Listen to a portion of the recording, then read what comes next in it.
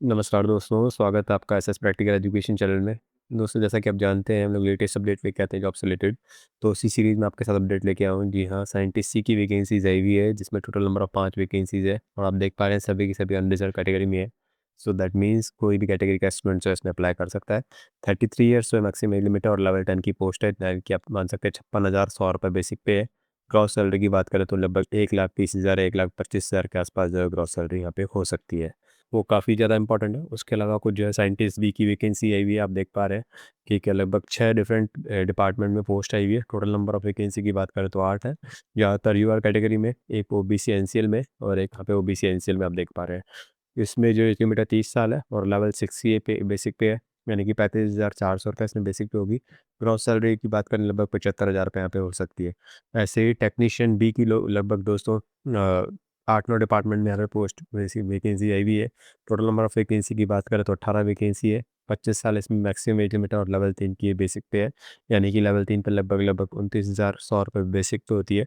Not 29,000, I think लगभग 23,000 को 100 basic होती है। ग्रॉस सैलरी की बात करें लगभग 45-50,000 के बीच में यहाँ पे सैलरीज हो सकती है।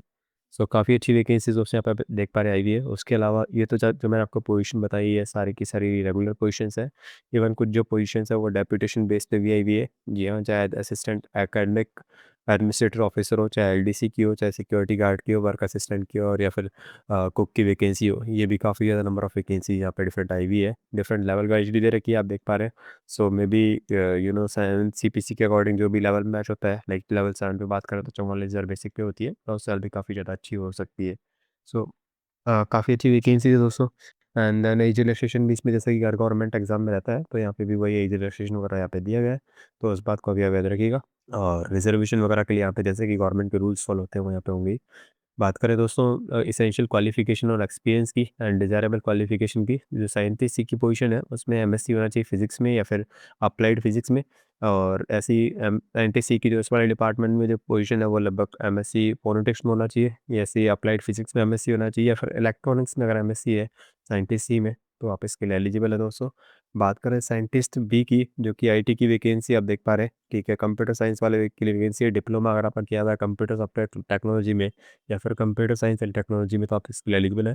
2 साल का आपको इसमें एक्सपीरियंस होना चाहिए। और जो ओपन सोर्स टूल्स होते हैं like managing network database cluster high availability notes और हाई परफॉर्मेंस कंप्यूटर्स की आपको नॉलेज होनी चाहिए।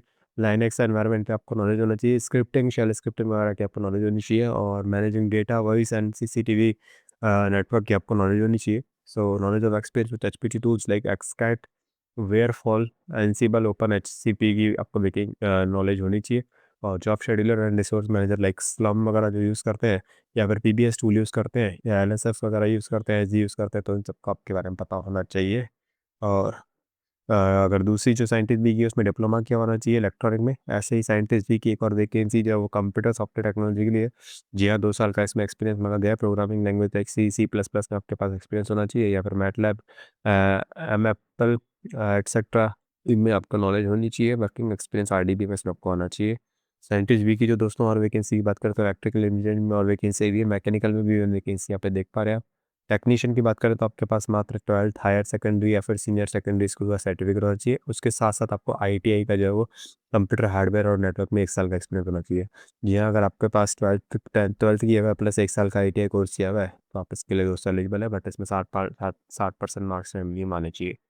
ऐसे टेक्निकल डी के लिए भी आईटीआई जो है वो किया हुआ होना चाहिए। सेम रिक्वायरमेंट है, बट डिपार्टमेंट या फिर पोस्ट कोड जो है वो अलग है, तो ये भी काफ़ी ज़्यादा इंपॉर्टेंट हो सकती है। ऐसे ही आईटीआई जो है वो ड्रॉथमैनशिप सिविल वालों के लिए यहाँ पे दिया हुआ है और आफ्टर 3 ईयर्स का जो सिविल ड्रॉथमैनशिप में एक्सपीरियंस होना चाहिए, जो कि सिविल वालों के लिए।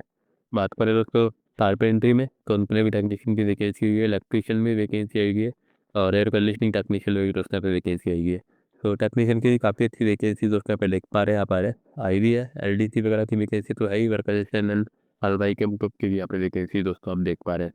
तो जो साइंटिस्ट डी की वैकेंसी है स्पेशली आईटी वालों की बात करें तो आपको वही है, जैसा मैंने आपको बताया कि एचटीसी क्लस्टर मैनेजर करना आना चाहिए, नेटवर्क सर्वर वगैरह साइंटिफिक सॉफ्टवेयर वगैरह आपको देखने आ जाती है।